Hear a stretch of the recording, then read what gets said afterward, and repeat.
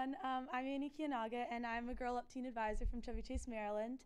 And it is a privilege for me to introduce our next speaker, especially because this past summer, I actually had the opportunity to deliver 16,000 signatures to end child marriage from Girl Up supporters across the country. Sarah works at the White House as the Special Assistant to the President, Senior Advisor to the Council on Women and Girls, and Senior Presidential Speechwriter. And before working at the White House, Sarah served as a speechwriter on the Obama campaign and on the presidential campaigns of Senator Hillary Clinton, General Wesley Clark, Senator John Kerry, and Senator Tom Harkin. Sarah has also worked as an attorney for WilmerHale and is a graduate of Harvard Law School. We are so excited to have you here, Sarah. Thank you.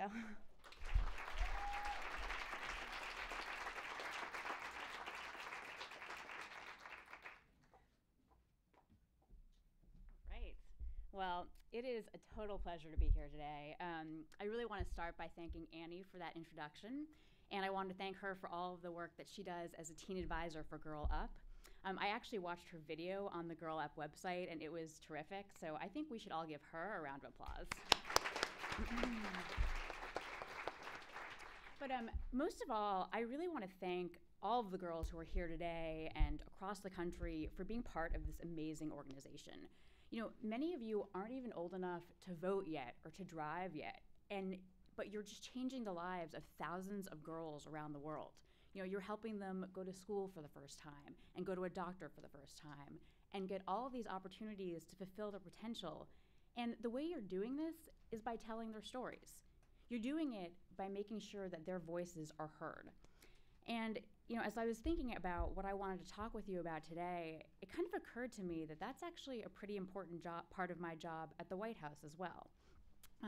As Annie told you, I split my time between two roles. I spend part of the time working as a speechwriter for the President and the First Lady. And more than anything, a big part of that job is about telling people stories. You know, if I'm going to write a speech about higher education, then I'm going to want to tell the story of a young person like all of you who wants to go to college but she can't afford it.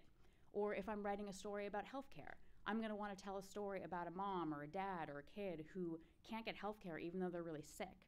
Because the truth is, the most important part of any speech, it's the stories. You know, I can go on and tell you that college costs this much, that healthcare costs that much, that this many people can't do this or that, but at the end of the day, you're not going to remember that. At the end of the day, you're going to remember the story of a person that I told. And there's actually one story in particular that I want to share with you guys today. And this is a couple of years ago. I was working on a speech for President Obama about a group of women in Africa, in Zimbabwe. Now, these women had devoted their lives to fighting for democracy and human rights in a country where there is really not a lot of either. And these women would spend their days speaking out about issues they cared about, issues like hunger and like violence against women, and how their government would actually put people in prison for something as simple as holding a protest or giving a speech that the government didn't agree with. And in President Obama's speech about these women, I had the chance to help him tell their story. And in that speech, he talked about how these women would hold protests in the street. And even when they were kidnapped or beaten by the police, even when they faced death threats, they still kept speaking out.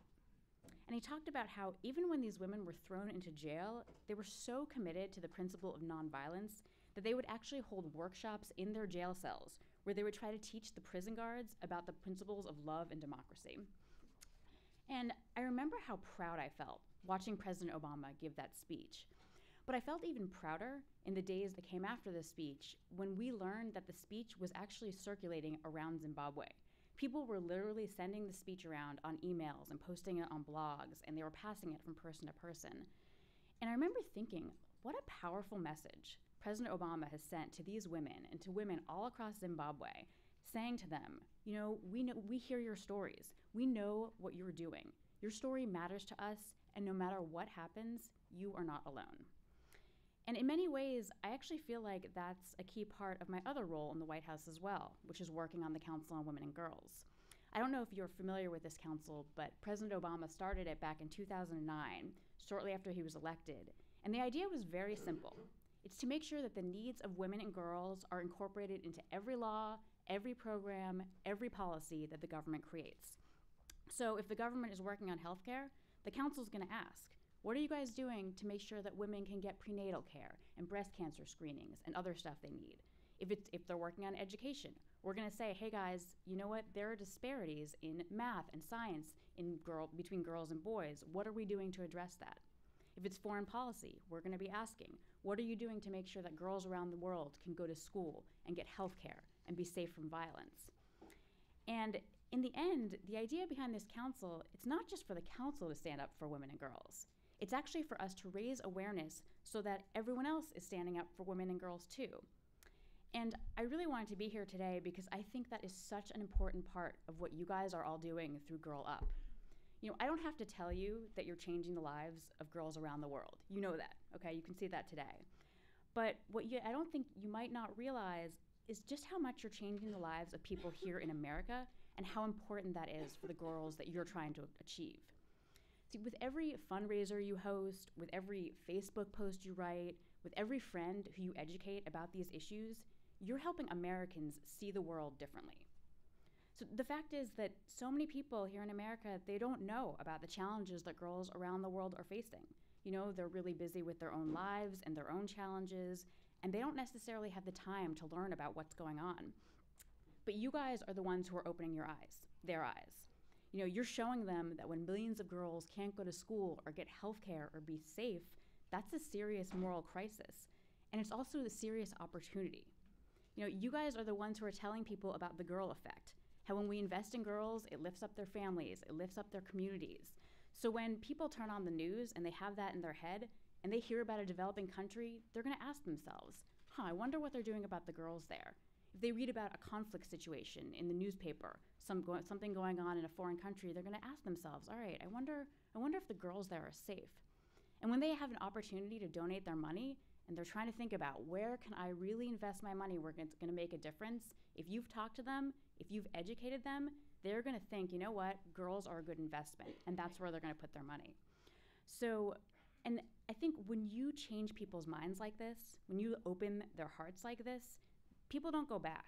That is a perspective that they will take with them for the rest of their lives. So you all aren't just helping girls with your work, you're creating this army of people who are going to go out and help girls with their own efforts in ways that you cannot even imagine right now. And that work could not be more important. I remember back when I was working on that speech, the president's speech about those women in Zimbabwe, and I read an article that someone had written about these women. And the reporter who was asking the article, she asked these women, how can you endure so much violence? What keeps you going in the face of such overwhelming odds?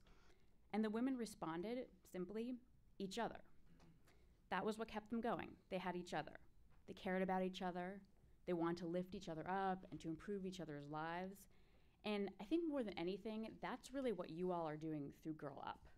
You're giving people here in America who care about girls each other. You're bringing people together. You're inspiring them and you're empowering them. And you're also giving girls around the world each other. You are saying to these girls, your lives matter to us. We believe in you, and no matter what you are going through, you are not alone. So I really wanted to be here today just on behalf of the White House Council on Women and Girls and on behalf of the President and the First Lady to say that we are so proud of what you're doing. We are inspired and impressed by what you're doing, and we're just looking forward to seeing all that you all continue to do in the months and years ahead. So I want to thank you.